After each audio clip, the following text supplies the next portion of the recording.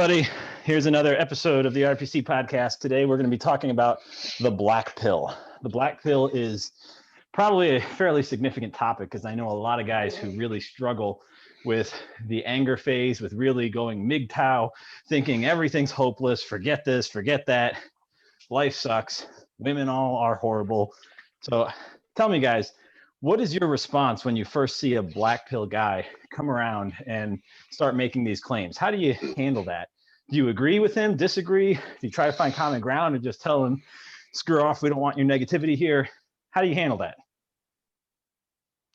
So I can sympathize with that because I myself have, I feel like I've had the black pill mindset before.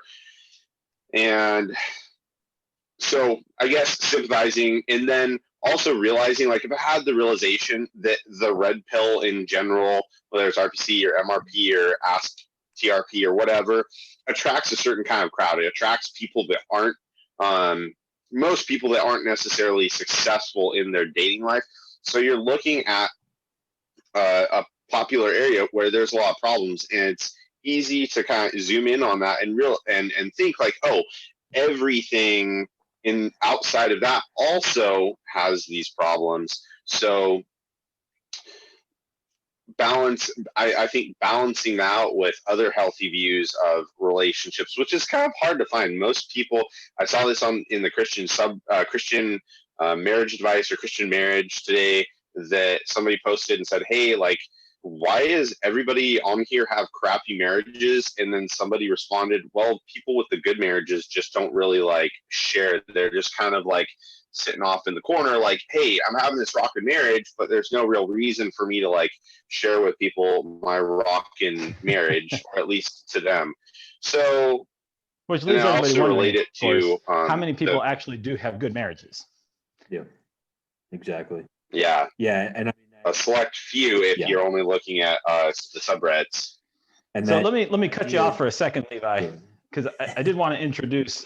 We have a guest with us today. Is all this real? And you're a guy that I've gotten to know pretty well from the Discord. I very much respect a lot of the things you have to say.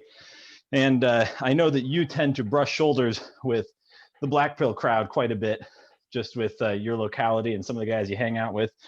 And so I thought you might be a good guy to have some perspective on this conversation. So I'll let you chime in now. Yeah, so you're correct. I do tend to brush shoulders with a lot of guys who would call themselves black pilled. Maybe I just attract those guys. Maybe God sends them my direction. But I think, what is the first thing you do? What is the first thing you do when you encounter these guys? And the first thing that I had to learn was that the number one thing you can't do is gaslight them. And I don't think anybody's trying to gaslight them ever. I think most people are trying to give them genuine advice, but to them, they feel like you're lying to them if you don't know some of their tenets. I would say the number one thing to understand is that, if you are, let's say 18 to 25 and participating in the dominant dating culture, that culture at universities is hookup culture. And how that works is everybody just has sex with as many people as they can and the most attractive people that they can. And what that results in is women rating 80% of men as below average attractiveness. That's where that 80-20 principle comes in. The data just bears that out. It's just a reality. But when you look at that longitudinally, what you see is most of the people who are participating in that hookup culture are not the people you're going to marry anyway. And additionally, so I think about everything in terms of data. So before you move on from that point real fast, let me just clarify. When you say that men who are below the top 80%, or the top 20%, I should say, if they're in the bottom 80%, they're considered below average. Yes. For most listeners, they're going to hear that and say, that's an absurd statistic. You guys don't know math. everyone knows that 50% and below is below average, Yes. or technically And- below 50%. So and explain that, because I think yeah. you're talking about an Yeah. OkCupid or Tinder study that was done, right? So there's a couple studies that look at this. One was an OkCupid study, and it was basically you would rate profiles independently of, you know, personality and looks. And what they found is that there was almost a 1-to-1 correlation. People who were attractive were also considered as having good personalities based on their profiles. Then the next part of that study was basically showing what's called a skewed left distribution. So, you know, basically any data point that you collect data on is going to be normally distributed about the mean, meaning that you have an equal number of points on either side of that average value. But a skewed left distribution is when you have the majority of your points below that 50% mean. And when men rate women, they rate them on a normal distribution, meaning half of women are above average and half of women are below average. Whereas when women rate men, they rate 80% of men as below average. And that is due mostly in part to, due in a large part to the fact that reproduction is much more resource intensive for them. You know, when a woman gets pregnant, she has to devote 9 months to caring for herself while she's caring for the child in a physically debilitated state, having to eat extra food, and then for the next 18 years she has to care for the child. Whereas an amoral guy can foster 200 kids and do the same thing the next year. So there's a big disparity in that in the investment in reproduction, and that causes women to be more selective during that reproduction. And that's sort of a fundamental trait that they keep coming back to and sort of building off of. And one of the issues is they build off of it in dubious ways, in ways that don't really make sense. Their logic is lazy, or the data that they're looking at is poor data is what I would say. So they'll do all kinds of studies where they'll take a Tinder profile of a guy who's a male model, and they'll make him a Nazi child molester. No joke, a Nazi child molester.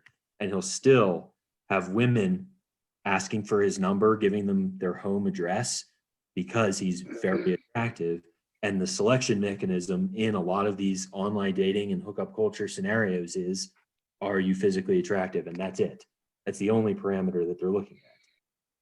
The perspective to have there is that is a very disturbing, fallen subset of our dating culture. Unfortunately, at universities, that is a big part of the culture. So anyway, I'm kind of rambling here. I'd like to hear some other people's thoughts. Well, what I was So going just to clarify first, go ahead.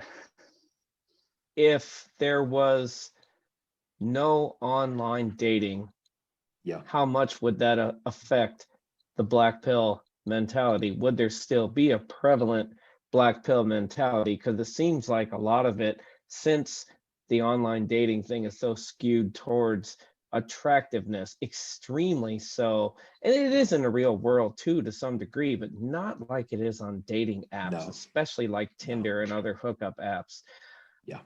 How would that affect the balance there? I mean, personally, I think that a combination of internet forums and online dating has nearly irreparably damaged the relationship between men and women, intersexual dynamics. It's taken all of the worst traits of those things and magnified them and made them, incredibly visible. So, when a guy goes on Tinder and he's not getting any matches, the assumption is that none of these women would be attracted to me in real life, and I could not possibly date any of these women. In the absence of that online dating, it's just not the case. So, I mean, there's studies that have basically looked at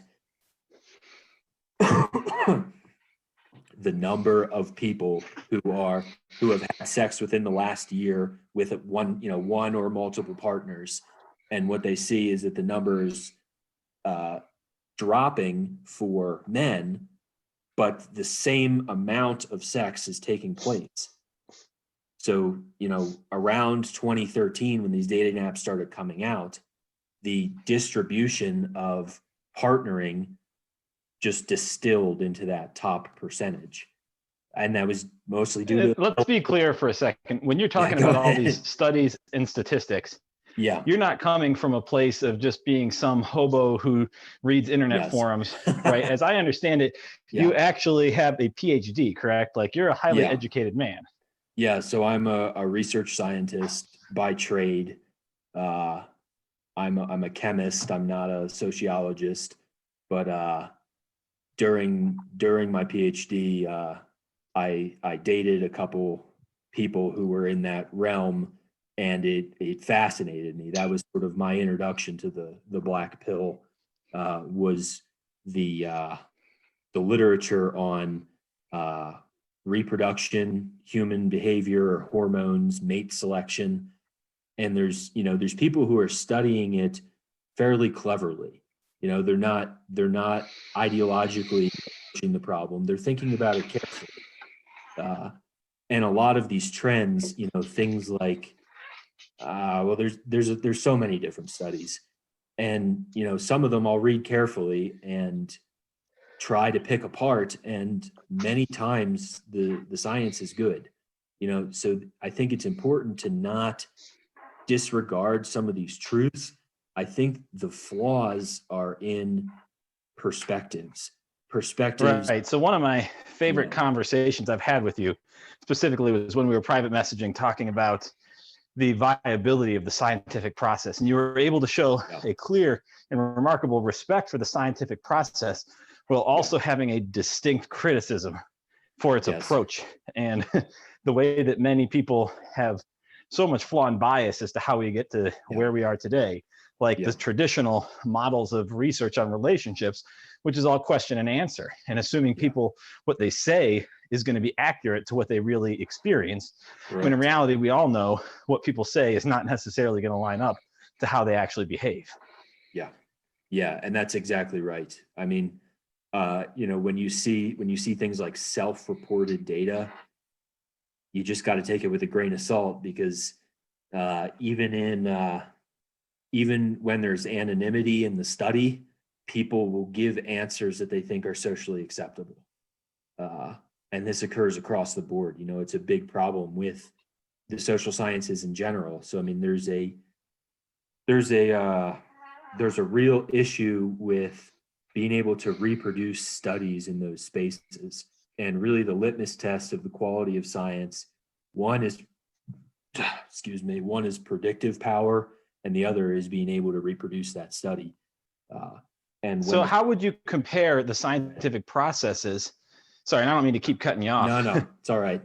But the question that comes to mind now is, how do you compare the scientific processes that lead to all of the blue pill data out there of, hey, if you just cleaned the house more and did more dishes, your wife would want to sleep with you, versus the scientific data that leads to black pill conclusions, which are the other end of the very extreme?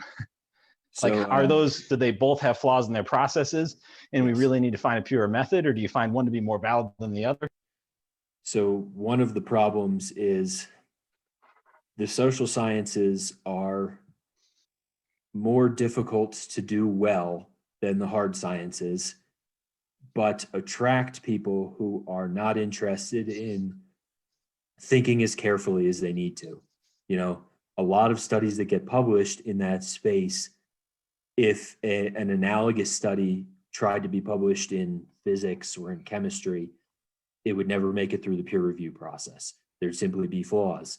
An enormous one is how people define words. I know, that's a meme on the Discord, because I'm always asking for definitions for things, but it's a reality that you need to be talking about things very specifically.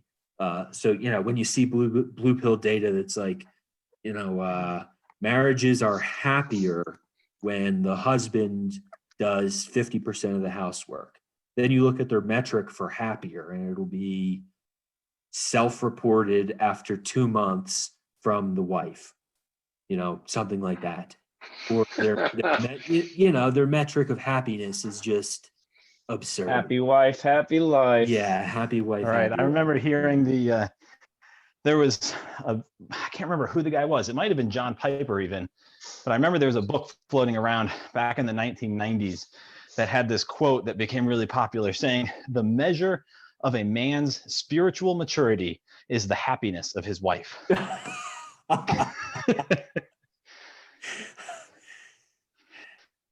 Yeah. Tell that to Job. True. So suppose you find legitimate black pill guys out there who are really hung up on, women just suck. All the stats are against us. Everybody's going to end up in divorce. So what's the point? Right? How do you approach a guy like that in a helpful way? Yeah. It's difficult. It's sort of a long process. The first thing I try to do is to evaluate what kind of experience they have with women. Have they had 4 girlfriends, or have they never been on a date? There's sort of there's a large spectrum, and a lot of them who have that black pill mindset have never been on a date. And they basically, they believe that personality plays some role, but they believe that the negative experiences or the negative feedback that they've gotten as children and as young adults has created the personality that they are now. And usually a lot of it comes back to crushing self-doubt. So would you call a lot of black pill guys incels? Yes, basically. Or is there a distinction between the crowds? Now, if you were to make a Venn diagram, it would mostly just be 2 circles overlapping. But there are, people who understand the premises and think it's majorly true, who are not incels, but that's less common. What you'll find is the other group of people who think that the black pill is true, essentially are guys who are sleeping with a lot of women on a college campus, because they have women throwing themselves at them, and they see their friend who they think is a cool guy, and women are paying 0 attention to him, and they think to themselves, what is the difference between me and him? The difference is physical attraction. But clearly there's a lot of unattractive pickup artists out there, right? For sure. And so with however many unattractive pickup artists out there, and obviously if there's an attractive one, it would be easier for him to fall into a black pill mentality. Yeah. But do you think that on the whole, guys who are relatively successful with women and have good relationships with women, whether they're sexual or relational, and just, I don't know if you could call them friendships, but that they do well. Yes. Do you think that those guys are going to be more prone or less prone to a black pill mentality? And the corollary to that question is, if guys who actually have positive relationships with women, or even any relationships at all, would you call them better qualified to make an assessment on the black pill view of women versus the people who have no real connection with women to be able to make that assessment? There's no question that you're getting at the heart of the issue there. Men who have relative success and healthy relationships with women are almost always not black pilled, because in their own lives they have seen that there are women who behave differently. We talk like the principle of AWALT, and it's like, well, it's, I liken it to the idea that the people in Norway are taller than the people in England. Does that mean every person in England is shorter than every person in Norway? No, of course not. There's differences in how women behave. Generally, the trends are the same, but there are individual differences. And what I've found in my own life is that friendships with women I respect and relationships with women I respect has basically made me realize, or I guess confirmed for me that the black pill is not true. There are aspects of truth to it, like anything, but the premise or the conclusions it comes to are not only self-defeatist but inaccurate. And you're exactly right. Guys who have some success with women and have a healthy relationship generally are not black-pilled. So I'm going to ask this question, then I want to switch the floor to Levi and Patrick for a little bit. But actually, no, I'll just switch the floor to them now. I'll come back to that question. What do you guys think? Sorry, kind of putting you weird and on the spot there. But like, what's been your experience with connecting to women? And do you tend to have this, everything sucks kind of view about it? Or do you feel like, nah, things are positive? Or like, Chuck, I know you've been off the dating market for quite some time because you've been married. And so, Yeah, but I still talk to plenty of women. I mean, you encounter them in your There you everyday go. life. That's what I was going to go And for. I mean, I think a lot of the black pill is they just kind of hold these women up as an unattainable goal, and it's a self-defeating mindset, really. Yeah, I guess that's kind of obvious, but if you talk to women just to be friends and just to interact with them, see, one of the things I recommend to everyone, but especially people that are black pilled, is just start talking to people. Don't go in with an agenda. Don't go in with, well, I'd really like to date this girl. Yeah, she's pretty hot. You know what? If she's hot, talk to her. She's a person. She uses a bathroom just like you do. She takes a shower. She goes to work. She eats food. She's a person. And they make, what I've seen is they tend to not only put them on a pedestal, but elevate that pedestal up into the stratosphere and make it this huge, unattainable goal. And a lot of these women are just really nice women. Now, me, yeah, I've been married for almost 13 years. Yeah, I mean, I get some IOIs now and then, but I'm not looking for those, and I'm not seeking anything out like that. And so I can be friendly. And I found that when I'm friendly and I just am myself, reaching out to these women just to connect, whether it's on a spiritual level, talking about Christian things, or whether it's just chit-chatting about work or, whatever. If you take that pressure off yourself, it's a lot easier. And I think women can sense, they can smell it from a mile away. They sense that agenda. This guy wants to get with me, and it freaks them out. And so it becomes this self-defeating cycle where she's not going to let you in because she knows what you want, because she can sense it, and he knows that she can sense it. So he tries harder, and it just pushes her away. And I think just take a breath. So what I'm She's a hearing girl. from you Talk to her. saying, what I'm hearing you say here is that the black pill is much like one-itis gone wrong. Both groups of people are holding women to this pedestaled idyllic standard. The people with one-itis think that she legitimately meets that standard. And the people who follow the black pill say, I expect women to hold up to the standard, but I haven't met any who do. So screw it, no woman will ever live up to my standards, and therefore it's all a flop. But both of them are really just holding on to this blue pill notion that women really should be these pure goddesses. Yeah, that What do you pretty make of that, much Levi? sums it up. Yeah, I think that sums it up. The something that popped into my head while you guys were talking was the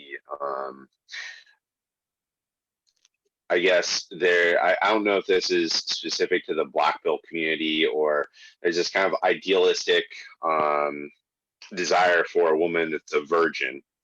And if she's a virgin, then she's going to be perfect, almost having, putting her on this pedestal, or like, you'll exponentially increase your odds of having a successful relationship, which I sympathize with. I've thought that over and over again. Something I pray, I'm like, Lord, it'd be cool if I had a, virgin future wife. But if not, not the end of the world. And it brings up the argument,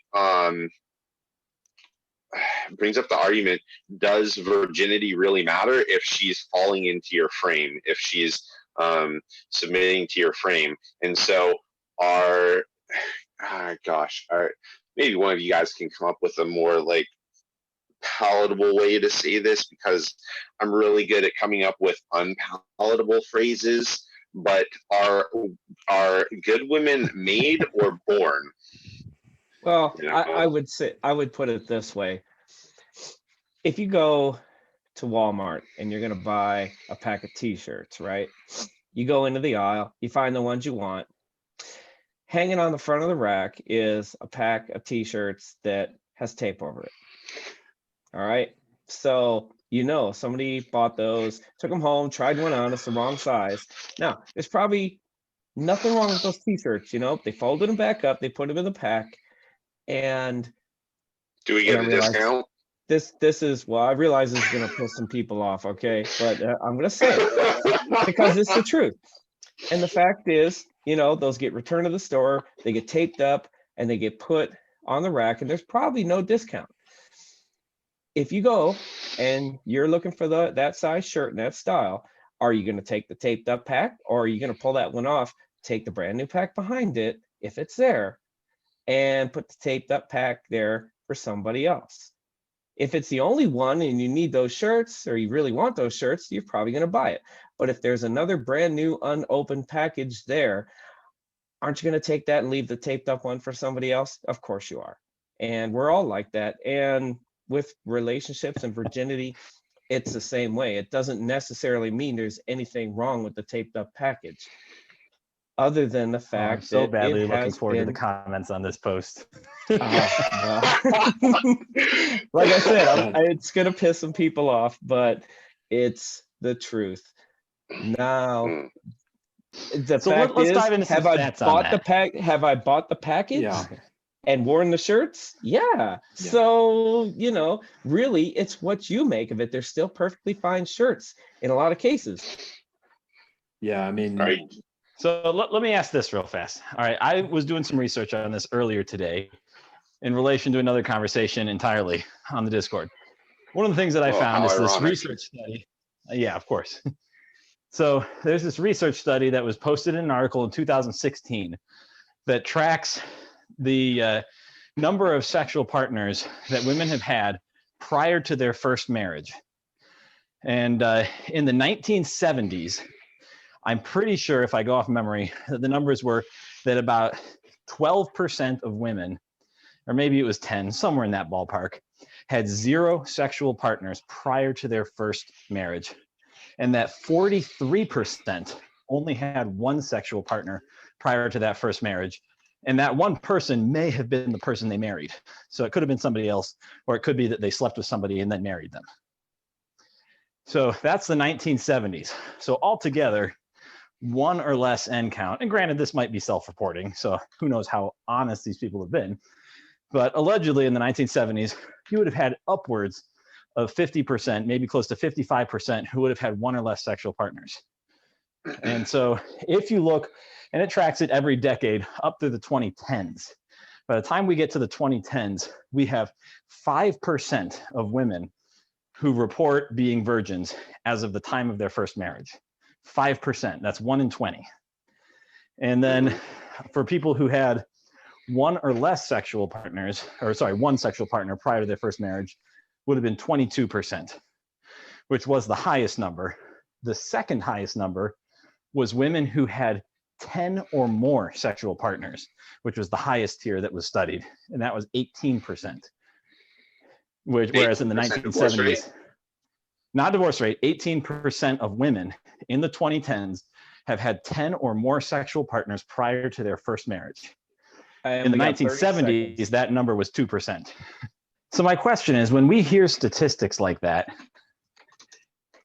and just looking historically at the trend that we see toward it being, I mean, realistically, to say that 5% of women, even by self-reporting, only 5% are acknowledging, hey, I was a virgin when I got married, right? And assume that women have more of this anti-slut defense of wanting to pretend they've had less sexual partners than they do. Who knows what the actual number might be?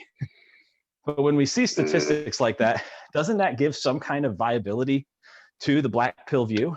Or, and to take it one step further, is it realistically viable or pragmatic for a man to expect virginity as one of the standards he wants in a mate?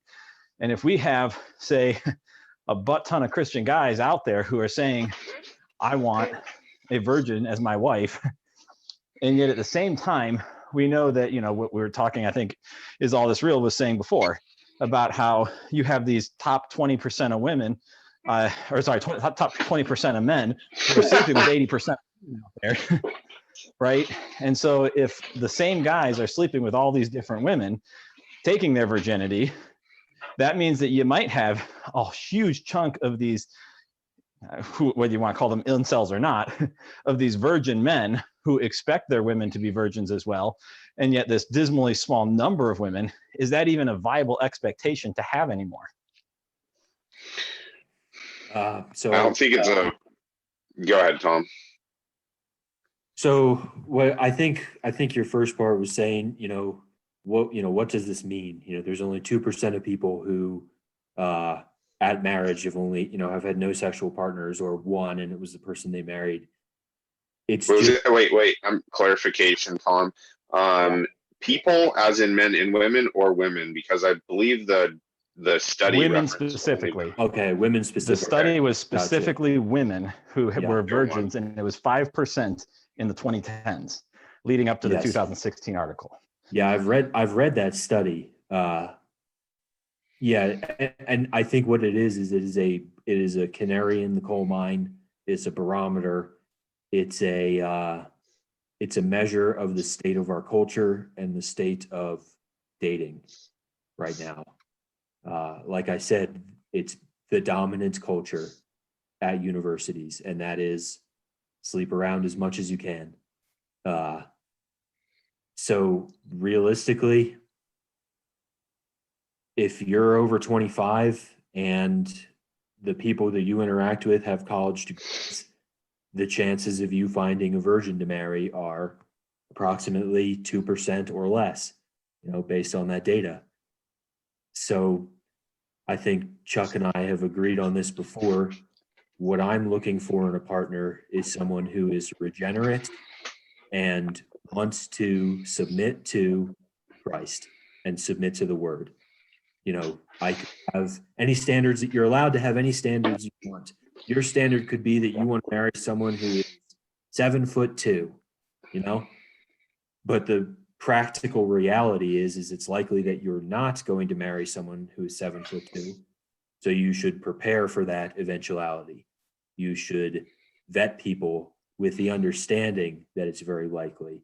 Vet people with the So you're saying at that point, you either need to give up your standard or accept the reality that if you're going to maintain this standard, the chances of you finding somebody who meets it are going to be insanely low. Correct. Well, I think a big part of the reason that they hold to that standard, though, is not because they care so much about the virginity itself.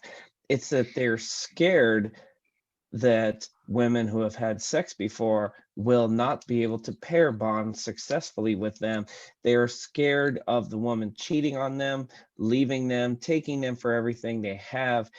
I think that is the predominant fear, rather than for lack of a more socially acceptable term, the ick factor of, hey, she slept with somebody before me. I don't think that's as big of a concern. In fact, I'd say that's probably, and I'm not one of them, so I may be wrong, but I think that's a very small concern compared to the, hey, she might screw me over factor.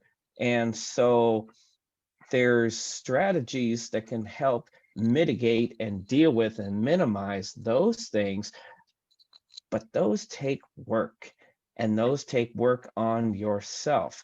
And I know a lot of guys Right. are working really hard to improve themselves, but I think that fear has to do with, am I going to be able to measure up? And so it's a defeatist mindset of, I'm not going to be able to measure up because the deck is stacked against me. So I'm not even going to try.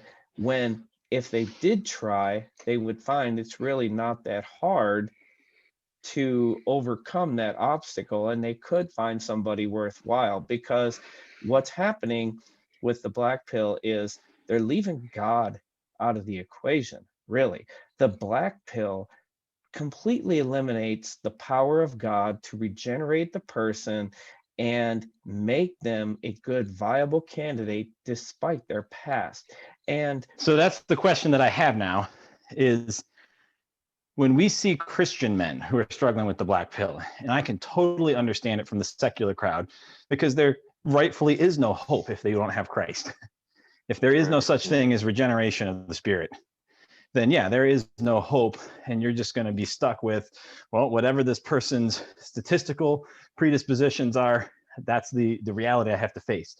But do you think that it's a matter, and maybe you can address this, is all this real? But do you think it's just a matter of these guys who are seeing the reality of bad statistics, or all these negative statistics, and getting rightfully caught up in it? Or do you think that for a Christian subset specifically, that there is a difference among the church kingdom culture? And let me be clear. When I say that, I'm not saying a churchianity culture. I'm talking a genuine biblical regenerated culture of people who are living a kingdom mentality, that would have much of an impact on the statistics. And therefore the people who are looking at secular worldly statistics that apply broadly to the world are looking at the wrong data in respect to their own cultural climate. Yeah. I mean, so, you will know them by their fruits. Women are individuals. They, tend to behave similarly much of the time. But as a Christian man, when you are evaluating a Christian woman, you're evaluating her willingness to submit to the word. That should be what you are evaluating. Her ability, her willingness, or I guess I'm not always up on the acronyms, but I think FAST is the acronym. That is the characteristic. Those are the characteristics that you're evaluating. Yeah, you want to know her past. If she was a Middle Eastern prostitute for 20 years, there are going to be scars. There are going to be profound issues that she has to work through that someone who was not a prostitute for 20 years does not have to work through. But the reality is, in one of the comments I said, saying that God could not regenerate, say, a cam girl, for instance, that was one of the big arguments. That's tantamount to blasphemy. That's saying that God cannot do something. Are you saying that his power is not sufficient? And so now we're drawing a dividing line between what Chuck was saying before and what you're kind of alluding to in some degree, is that we have these guys who are worried about a female's sexual history based on the fact that, hey, statistically, if she has a past like that, I might get divorced. Whereas if God regenerates her, well, it's not a problem anymore, right? Yeah. Versus the other guys who legitimately are upset about the fact that, I just can't get over the fact that she had some other guy's dick inside of her, right? And can you really regenerate that away? well, let me offer a different perspective here. I'm on the other side of this because I lived a very promiscuous lifestyle before Christ. So, yeah, I'm a guy, but I'm kind of on that other side.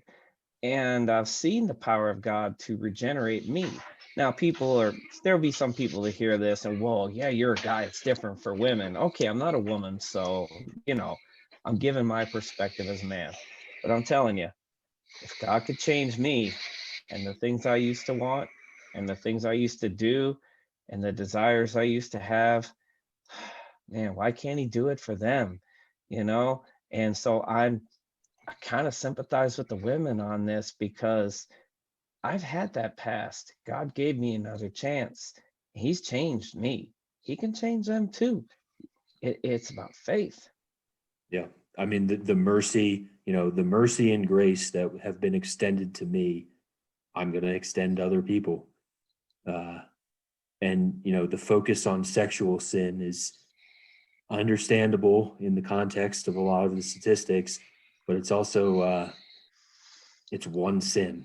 There are so many other sins that could lead to a bad marriage just as easily that are nowhere near as focused on and don't bring up as much vitriol in discussion. And so this is kind of circling back to a question that Levi had asked that I think is worth addressing now that we've kind of laid the foundation for it, which was part of what I was wanting to do with taking the conversation this way. But he had asked specifically, is wife material something that you find, or is it something that you have to create or that is created? And then the follow-up corollary to that is, well, if it's something that has to be created, who creates it? God or the man whose frame is molding her? Good questions. I'm glad we got around to that. I was just about to bring that up. They're your questions, Levi, so I would hope you think they were good. Well, I was going to steer us back around if you didn't, so glad one of us did. So I think both probably could be viable views. One has more of a defeatist, a side effect defeatist mentality. Great women or wife material women are made, on their own. I think that if you have, it's just hard. I feel like that would put women in more of a pedestalized position where you'd elevate the women that are virgins above the other one, which I'm not saying is right nor wrong. But if you take the viewpoint that wife material, or women that are wife material, are made either by God or by man, then that would have less of or eliminate a defeatist mentality and maybe even the black pill mentality. And it's kind of interesting. I think that the secular red pill probably popularized that viewpoint, that great women are made. They're not, and obviously by a man rather than by God, because they don't believe in God, or not all of them do. But all that to say is that having the perception when great women are made would open up your dating pool a lot more. Well, you look at the Proverbs 31 wife, and at first glance, it looks like it's all about the wife. But the husband is mentioned several times in there. Yes, some of what the husband has is a result of having a wife of noble character.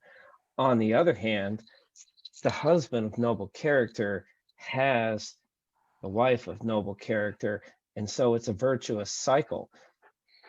And so you have to be the kind of person that can foster those things in whatever woman you choose to spend your life with. And that puts a great burden on the man because we're supposed to lead. And you can't be a total spiritual baby drinking milk all the time and expect to have a Proverbs 31 wife. It doesn't work that way. You have to be somebody that God can give a Proverbs 31 wife to in the starting form, and you have to help her grow that, build that, and you build it together. Right. So if we go back to those virginity statistics of saying in the 2010s, 5% of women alleged virginity before their first marriage, right?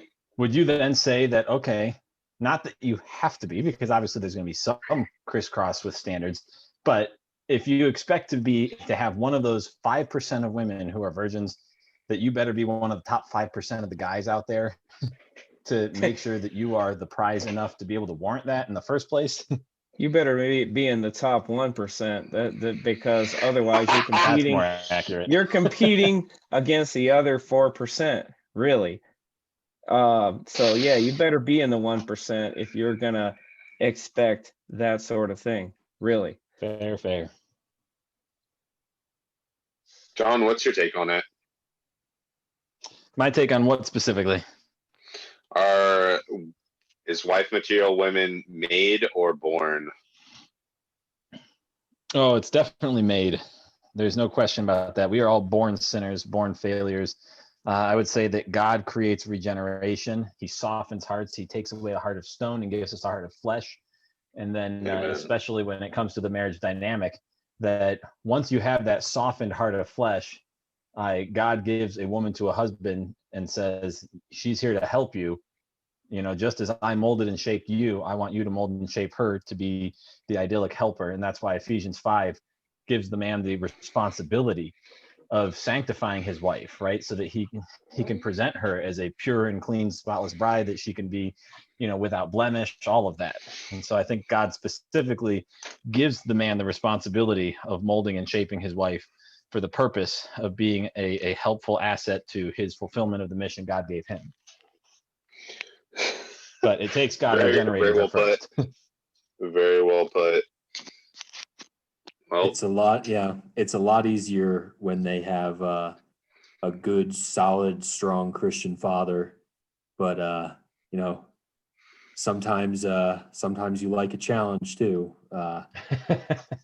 I've found in the past, you know, with past girlfriends, that you can immediately tell when ones are willing to be led and are willing to, you know, mold themselves into your frame, as you would put it.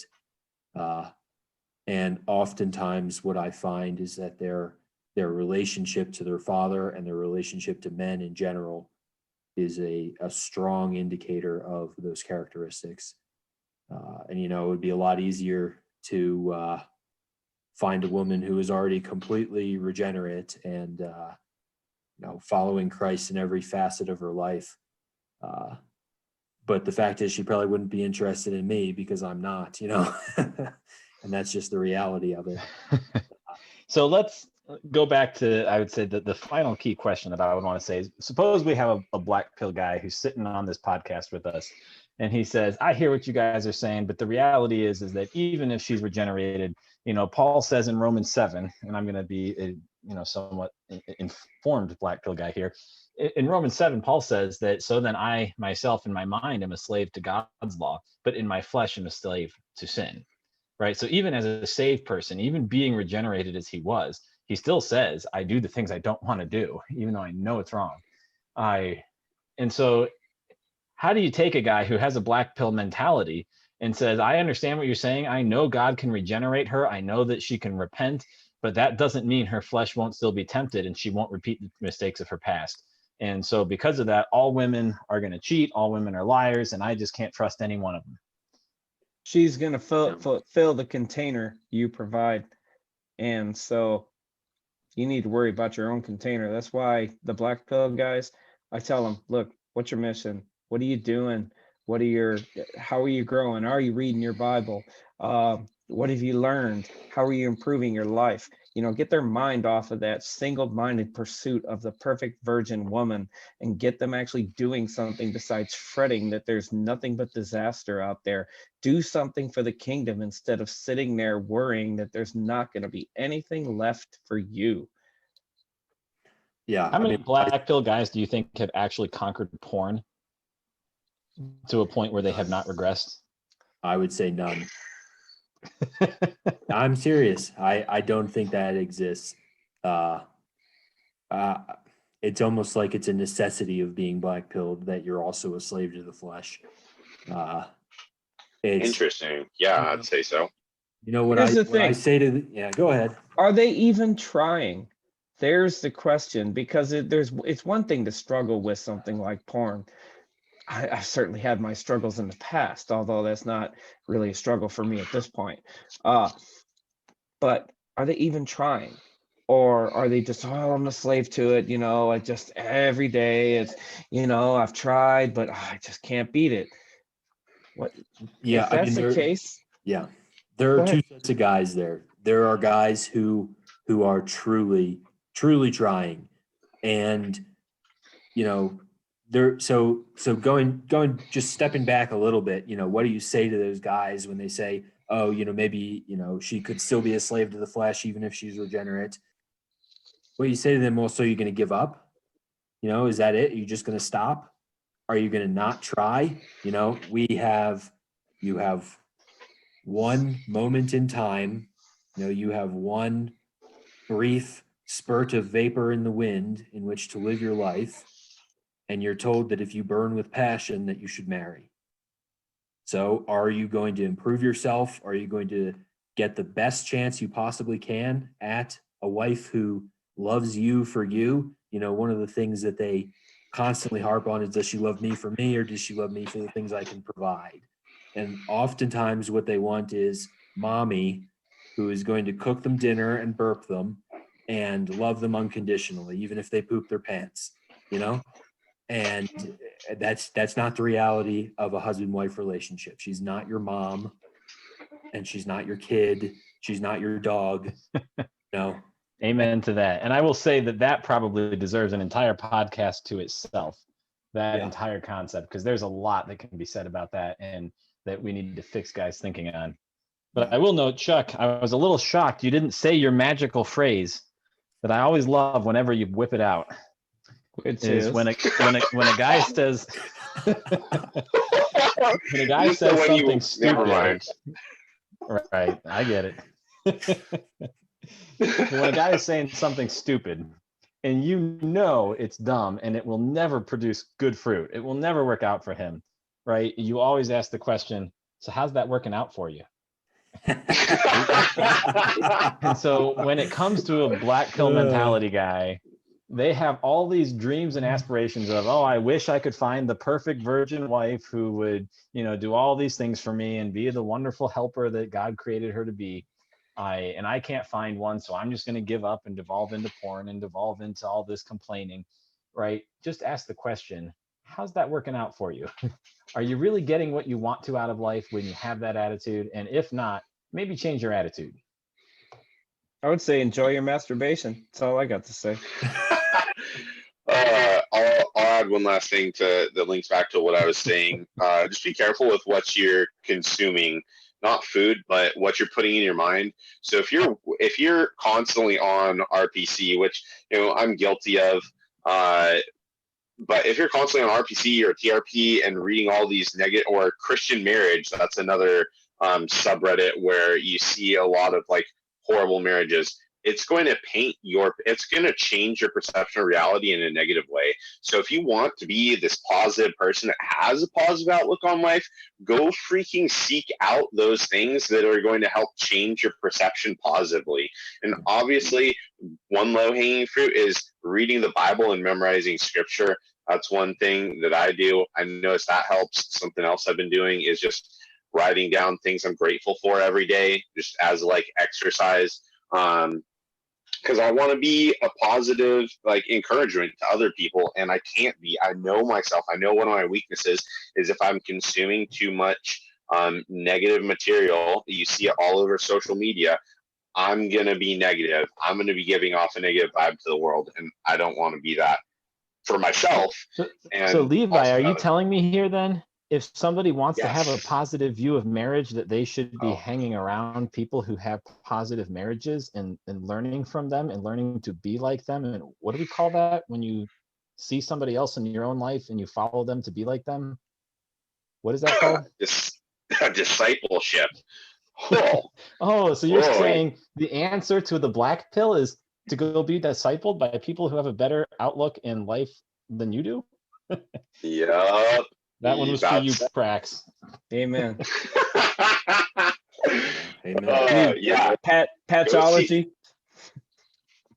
Yeah, definitely. John's discipled me, still disciples me here and there.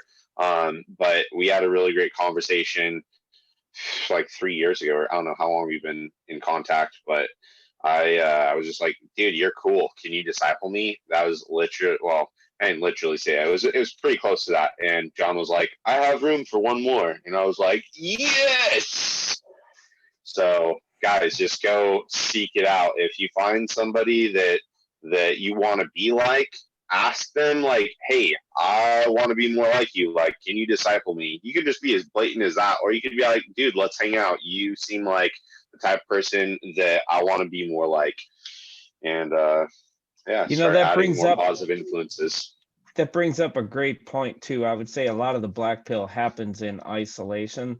So get yourself around other people in real life. On the screen too, you know, right now things are tough, but as much as possible, get yourself around other people that you look up to in real life, whether it's digital, whether it's face to face, do what you can. There are plenty of people out there that would love to speak good things into your life and help you figure things out.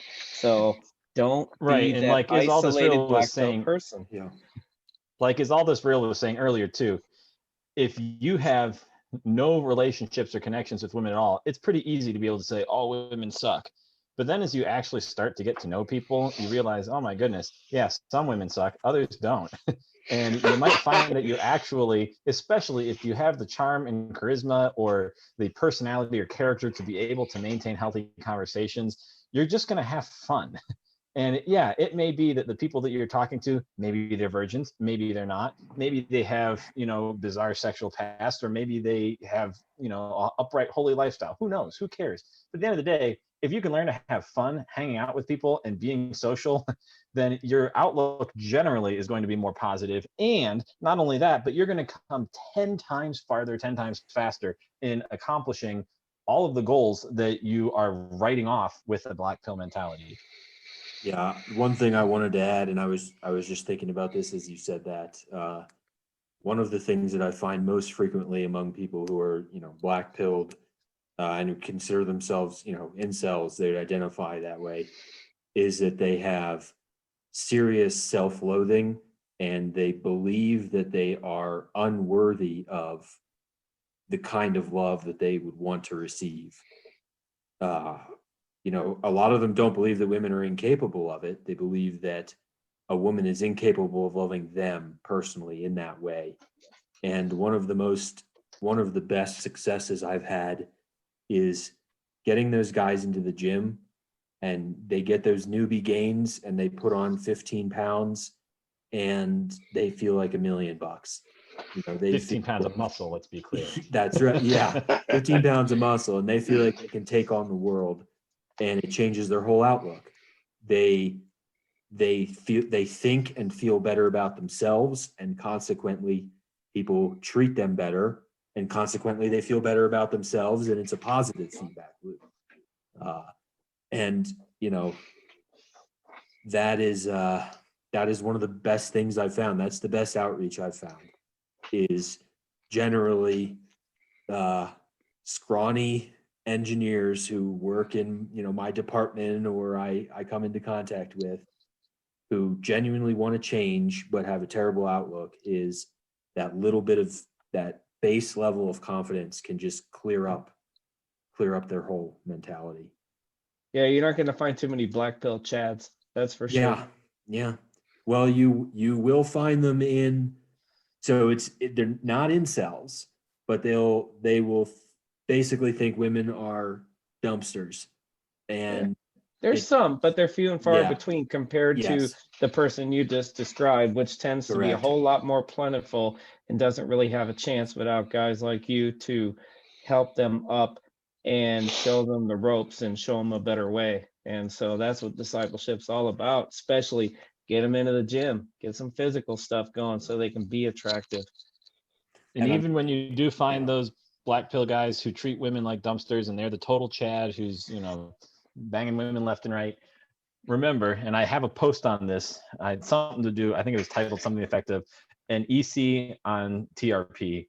I discovers essentially that the end conclusion of the secular way of life is all meaningless.